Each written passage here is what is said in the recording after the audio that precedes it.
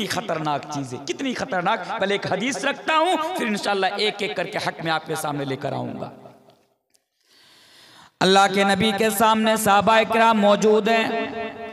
अल्लाह के प्यारे नबी जनाब मुहम्मदुर रसूलुल्लाह सल्लल्लाहु अलैहि वसल्लम बयान फरमाते हैं, उनसे सवाल करते हैं। इस मौजू को समझने के लिए पहले इस हदीस को समझ लीजिए।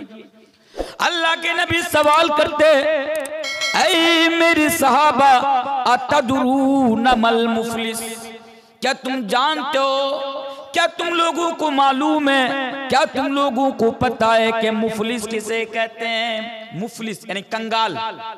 कंगाल किसे कहते हैं? हमारे समाज में, हमारे गांव के अंदर भाई मुफलिस कौन, कंगाल कौन? जवाब आएगा मौलवी साहब वो मुफलिस है जिसके पास पैसा ना हो, रहने को घर ना हो, वही ना कंगाल है। कंगाल कौन है? जिसकी जेब खाली हो वो कंगाल। सहाबा ने क्या जवाब दिया? यही जवाब दिया। सहाबा ने जवाब दिया, ऐ अल्लाह के नबी, आप हम लोगों से ये पूछ रहे हैं कि अतदरून मल मुफलिस, के मुफलिस कौन है, कंगाल कौन है? तो सुनिए, अल मुफलिसु फीना मल्ला दिरहम लहू वला मता। अल्लाह के नबी, हमारी नजर में मुफलिस तो वो है, या हमारे दरमियान मुफलिस तो वो है कि जिसके पास दीनार वो दिरहम ना हो, जिसके पास पैसा ना हो, जिसके पास दौलत ना हो, जिसके पास साजो सामान ना हो, जिसके पास मता ना हो। या अल्लाह के नबी, हमारी नजर में तो वो मुफलिस है, हमारी नजर में वो कंगाल है। लेकिन अल्लाह के नबी ने फरमाया नहीं, मुफलिस वो नहीं है। जिसके पास पैसा ना हो वो मुफलिस नहीं है, जिसके पास प्रॉपर्टी ना हो वो मुफलिस नहीं है, जिसके पास दीनार व दिरहम ना हो वो मुफलिस नहीं है। फिर कौन है? अल्लाह के नबी बयान फरमाते हैं, इन्नल मुफलिस मिन उम्मती याति यौमल क़ियामति बिसलातिन व सियामिन व ज़कातिन। ए अल्लाह के नबी, अल्लाह के नबी ने बयान फरमाया, इन्नल मुफलिस मिन उम्मती, मेरी उम्मत के अंदर मुफलिस तो वो है, मेरी उम्मत के अंदर कंगाल तो वो है कि कल कयामत के दिन बहुत सारी नेकियां लेकर आएंगे। अल्लाहु अकबर, बहुत सारी नेकियां लेकर आएंगे। बिसलातिन व सियामिन व ज़कातिन, बहुत सारी नमाज लेकर आएंगे, बहुत सारे रोजे लेकर आएंगे और ज़कात लेकर आएंगे। लेकिन क्या होगा? दुनिया के अंदर उसने किसी को गाली दी होगी, सुन लो, गाली दी होगी, किसी पर बुहतान बांधा होगा, किसी का माल काया होगा, किसी की जमीन हड़पा होगा, किसी का खून बहाया होगा। और कल कयामत के दिन उन लोगों ने दुनिया के ऊपर जिसके ऊपर जुल्म किया होगा उनको इंसाफ दिया जाएगा। जिस दिन इंसाफ का तराजू कायम होगा, अल्लाह तबारक व तआला की अदालत में उन मजलूमों को, उन लोगों को इंसाफ मिलेगा। लेकिन इसके पास नेकी के सिवा तो और कुछ ना होगा, न जमीन होगी, ना जायदाद होगी, न पैसा होगा, न दीनार व दिरहम होगा। फिर क्या होगा? बल्कि इनकी नेकियां लेकर उनको दे दिए जाएंगे जिनके ऊपर उसने दुनिया के अंदर जुल्म किया था। अच्छा, बात को और क्लियर कर देता हूं, और क्लियर कर देता ताकि बात अच्छी तरह आपके समझ में आ जाए और हुकूकुल इबाद का मसला आप समझ जाएं। आज यहाँ पे कितने लोग हैं कह सकते हैं कि आपने किसी की हक तलफी नहीं किया, आपने किसी का हक ना मारा? कह सकते कोई? कोई नहीं कह सकते। सब आज हम इसकी पामाली कर रहे हैं, हुकूकुल इबाद। अच्छा, एक सवाल पूछता हूं। अच्छा, आपके कलिया चौक में बाप जो जमीन छोड़कर जाते हैं, जो विरासत छोड़कर जाते हैं, उस विरासत में बेटी को हिस्सा मिलता? बेटी को हिस्सा मिलता है, लेकिन ईमानदारी के साथ मुझे बताइए, सबके घर में बहन है, आपने सही तरीके से अपनी बहन को हिस्सा दिया? नहीं, इसमें सब फेल है। आज एक मिसाल देकर मैं आपको बात समझाता हूं। मान लीजिए माजमपुर बैंक के सामने आपका बाप 3 कट्ठा जमीन छोड़कर गए। 3 कट्ठा जमीन, 1 कट्ठा जमीन की कीमत क्या है? लगभग 50 लाख, इससे भी ज्यादा हो सकता। 50 लाख मान लीजिए, 50 लाख 1 कट्ठा जमीन की कीमत है। अब उस 3 कट्ठा जमीन में से 1 कट्ठा जमीन आपके बहन का हिस्सा है, यानी आपके बहन को 1 कट्ठा जमीन मिलेगी। आपकी बहन की शादी कहाँ हुई? मान लीजिए कोलकाता में हुई।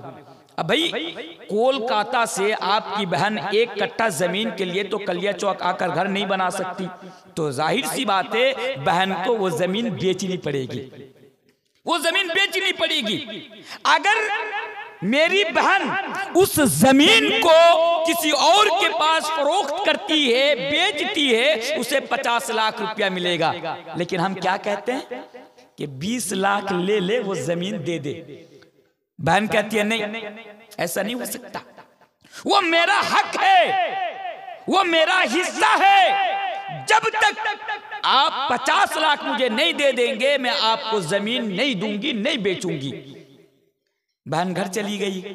आपने एक आदमी फिट किया, तीसरा आदमी आपने फिट कर दिया कि जा मेरी बहन को जरा समझा और मेरी बहन से जाकर कह दे कि अगर वो जमीन मुझे नहीं देगी तो मेरा घर का दरवाजा उसके लिए हमेशा हमेशा के लिए बंद हो जाएगा। अब वो तीसरा आदमी उसके पास जाता है और कहता है देख वो तो तेरा भाई है, वो तेरा भाई है, अगर 20 लाख दे रहा है तो 20 लाख ले ले, जमीन दे दे, कम से कम आने जाने का रास्ता तो क्लियर रहेगा, आने जाने का रास्ता तो ठीक रहेगा। अब बहन बेचारी क्या करे, मजबूरी में आकर कि कहीं मेरा भाई मेरे लिए उसके घर का दरवाजा क्लोज ना कर दे, बंद ना कर दे, मेरे लिए दरवाजा खुला रहे। इस मजबूरी में आकर बहन भाई से कहती है ठीक है आप जमीन ले लो, 20 लाख रुपया मुझे दे दो। तो ये जो आपने 30 लाख का घोटाला किया, आप मन ही मन में सोच रहे चलो भाई मैं तो काम कर दिया, जमीन भी मिल गई और बहन को 20 लाख भी, बहन भी खुश मैं भी खुश, और आप इधर खुशी खुशी हाजी साहब बन के घूम रहे, हाजी साहब बन के समाज में घूम रहे। याद रखिए ये आपने आपके बहन का हक मारा, आपने हक तलफी की, इसके लिए कल कयामत के दिन आपकी बहन को इंसाफ मिलेगा और आप जो नेकियां लेकर आएंगे आपकी नेकियां काट कर आपकी बहन को दे दी जाएगी। यह है हुकूकुल इबाद का मसला। यह है अल्लाह से माफी मांगेंगे कल कयामत की दिन, अल्लाह मैंने दुनिया में बहन का हक मारा, मेरे पास तो बहुत सारी नेकियां हैं, तू मुझे माफ कर दे। अल्लाह कहेगा नहीं, तूने तेरी बहन के ऊपर जुल्म किया है, आज इंसाफ मिलेगा, क्योंकि कयामत के दिन जो जैसा करेगा उसको इंसाफ मिलेगा।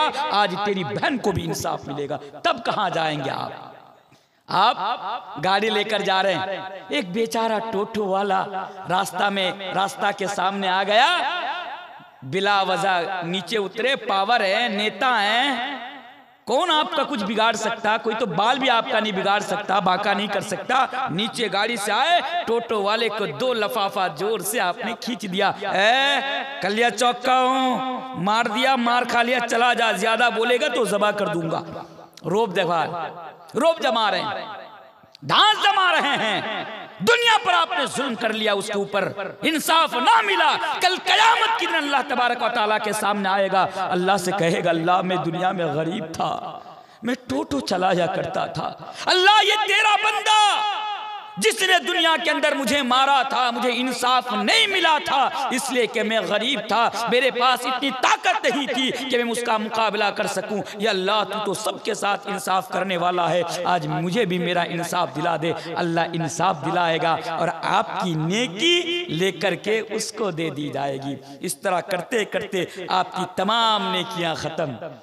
आपके नामा आमाल में जो इतनी सारी नेकियां थी, इतनी सारी नमाजें लेकर, रोजे लेकर, ज़कात लेकर जो आप आए थे अल्लाह के अल्लाह की अदालत में, सारी की सारी नेकियां खत्म। लेकिन लोग अभी भी मौजूद है, लाइन में अभी भी लोग खड़े, अल्लाह ये जो तेरा बंदा है दुनिया में मुझे गाली दिया था, मुझे इंसाफ नहीं मिला था, क्या होगा? अब तो इसके खाते में नेकी है ये नहीं है, अब क्या देगा? अल्लाह कहेगा उसका गुनाह उठा करके इसे दे दो, उसका गुनाह उठा करके इसके सर पे लाद दिया जाएगा। और ऐसा करते करते मेरे भाइयों इसकी तमाम नेकियां खत्म और नामाए आमाल गुनाहों से भर जाएगा। और अल्लाह तबारक व तआला फरिश्तों को हुक्म देगा कि ले जाओ और ले जाकर इसे जहन्नम के अंदर ढकेल दो।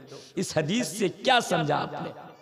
इस हदीस से हमें यह बात मालूम हुई कि अगर हम दुनिया के अंदर किसी पर जुल्म करेंगे, हाँ ये भी कहकर जा रहा हूं, मेरे सामने जितने भी लोग हैं, किसी का माल आपने जबरदस्ती खा लिया, मिसाल के तौर पर ससुर का माल जहेज के नाम पर आपने खाया, अभी भी टाइम है, ससुर को पैसा वापस कर दीजिए, जहेज का माल वापस कर दीजिए, वरना कल कयामत के दिन आपको भी अपनी नेकियां गंवानी पड़ेगी मेरे भाइयों, क्योंकि कल कयामत के दिन आपके ससुर को भी इंसाफ मिलेगा। ये जो हुकूकुल इबाद का मसला है, ये मसला बड़ा खतरनाक मसला है। और अल्लाह के नबी कहते हैं कि अगर कोई किसी की हक तलफी करता है, अल्लाह ऐसे लोगों के ऊपर जहन्नम को वाजिब कर देता है, वो हर्रम अलैहिल जन्ना, और ऐसे लोगों के लिए जन्नत हराम हो जाती है। जहन्नम वाजिब, जन्नत हराम। नबी से सवाल किया गया, अल्लाह के नबी अगर कोई थोड़ी सी चीज खा ले, एक पैसा अगर खा ले, 1 रुपया अगर, चलो करोड़ों का माल नहीं खाया,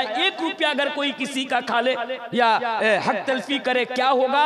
अल्लाह के नबी ने फरमाया अगरचे एक मिसवाक की छड़ी ही क्यों ना हो, मिसवाक की छड़ी, मिसवाक समझते ना, मिसवाक की छड़ी, अगर दुनिया के अंदर अगर आप किसी की हक तलफी करेंगे मेरे भाइयों, ये बड़ा खतरनाक मसला है और इससे जुल्म कहा गया है। और हमारी शरीयत हमसे कहती है इत्तक़ु जुल्म, कि तुम जुल्म से बचो। अब आइए मैं आपको आगे लेकर आता हूँ। अब बात क्लियर हो गई कि हुकूकुल इबाद किसे कहते हैं। तो एक मुसलमान का दूसरे मुसलमान के ऊपर क्या हक है, आइए पहले इस चीज को समझ लेते हैं। मैं तो ये समझता हूं कि एक मुसलमान का दूसरे मुसलमान के ऊपर जो पहला हक है ना, वो हक ये है कि आपस में भाई भाई बनकर रहे, भाई भाई बनकर जिंदगी गुजारे, इख्तिलाफ ना करे, टोली टोली में ना बटे, जमात जमात में ना बटे, बल्कि एक उम्मत बनकर इस दुनिया के अंदर रहे। यह मुसलमानों का सबसे पहला हक है। और यही बात अल्लाह तबारक व तआला कुरान करीम के अंदर बयान फरमाता है। ऐ लोगों, जरा जरा सी बातों के लिए जमात जमात में बढ़ जाने वालों, जरा जरा सी बातों के लिए अलग टोली बना लेने वालों, अलग जमात बना लेने वालों, मसलक मसलक का कार्ड खेलने वालों, अल्लाह तबारक व तआला ये बयान फरमाता है वअतसिमू बिहब्लिल्लाहि जमीअन वला तफर्रकू।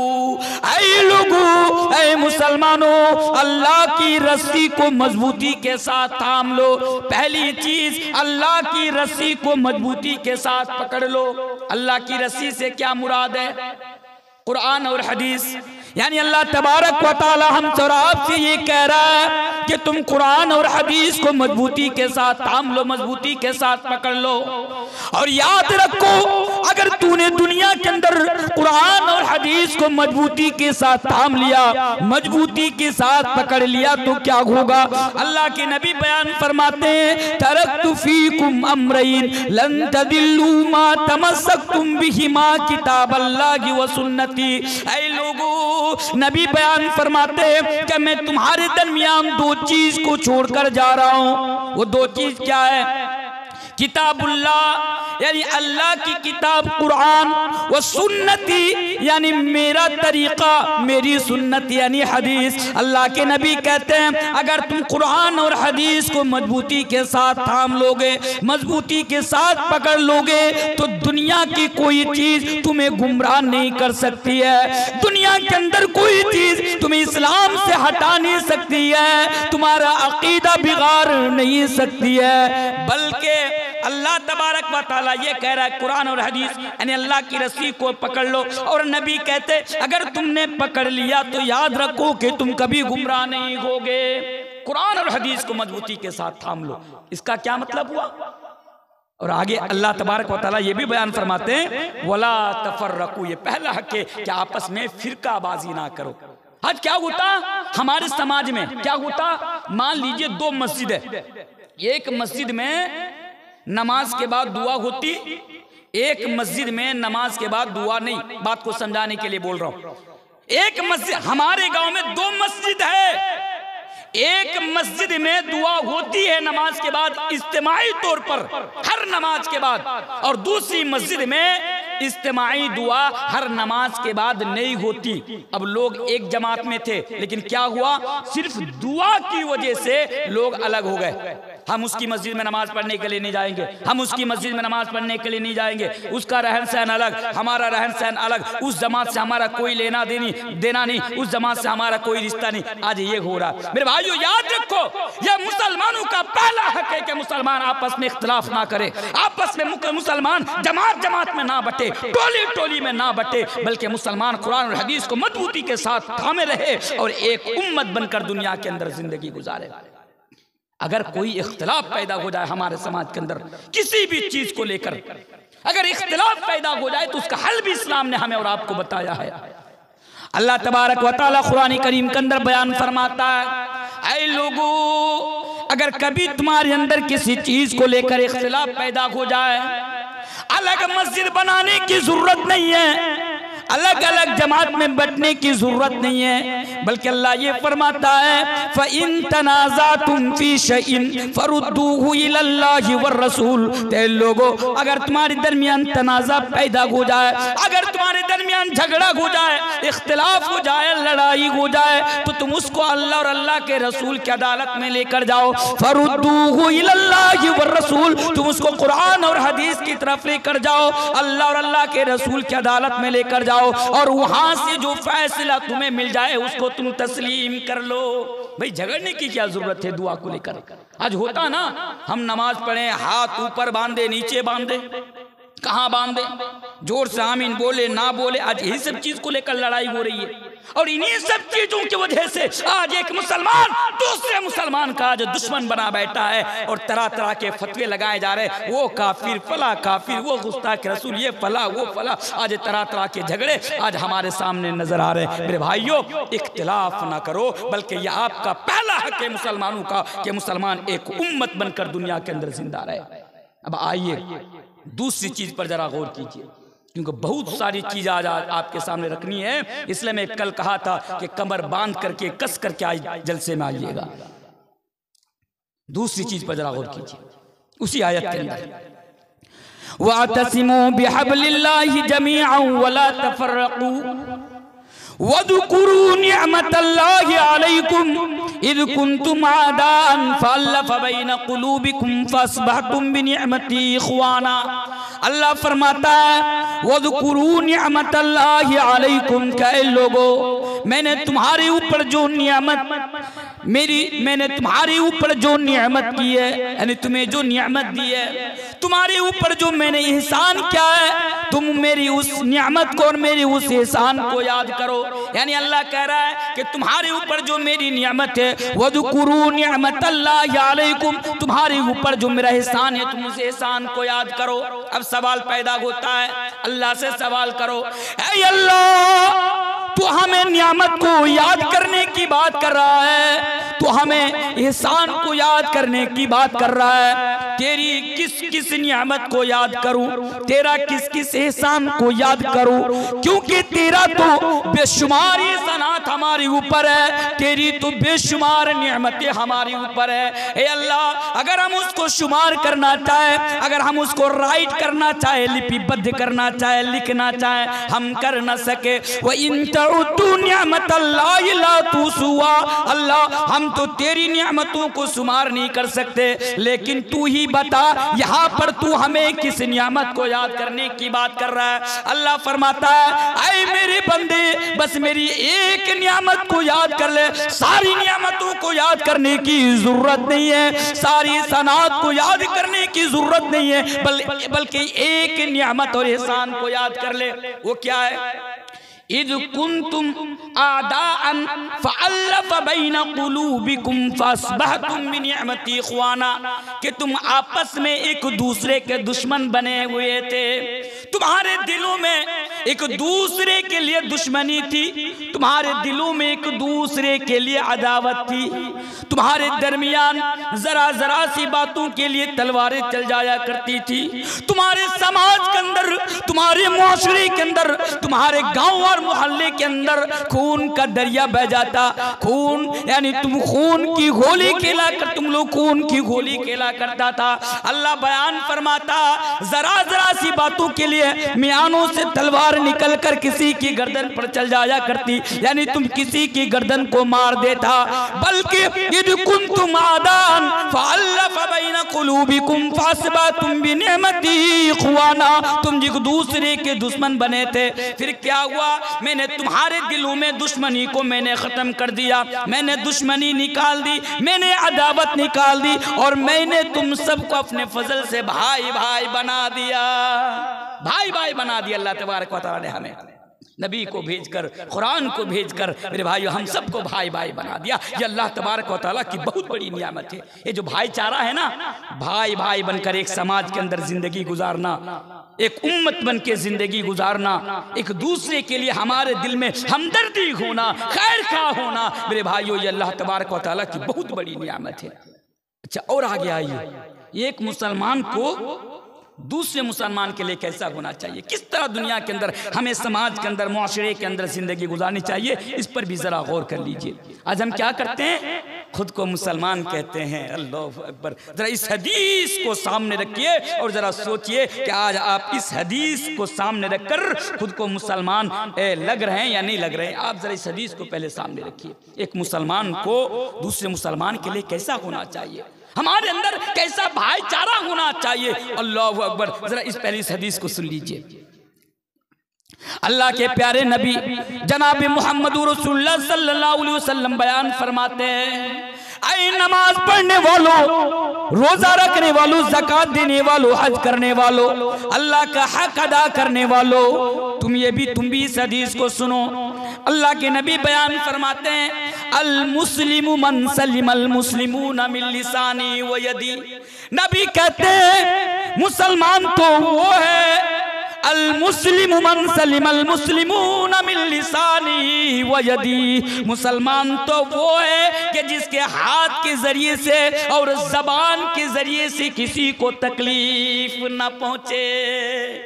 मुसलमान वो है कौन, अल मुस्लिमु मन सलिमल मुस्लिमूना मिन लिसानी व यदी, कि जिसके हाथ से और जिसकी जबान से किसी दूसरे मुसलमानों को तकलीफ ना पहुंचे, किसी दूसरे मुसलमान को कष्ट ना पहुंचे। अल्लाहु अकबर, वो मुसलमान है।